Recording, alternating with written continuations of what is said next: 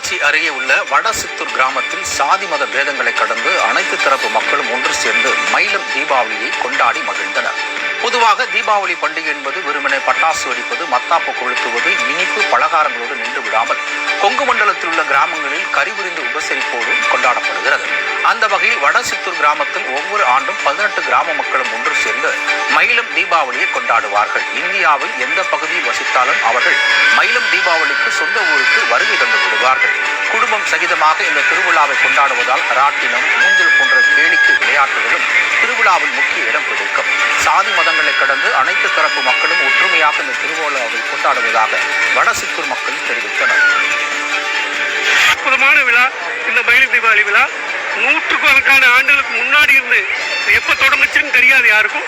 ஆனால் குறைஞ்சது 100 வருஷம் 200 வருஷம் இருக்குங்க இந்த விழா. அப்படி ஒரு தொடர்ச்சியாக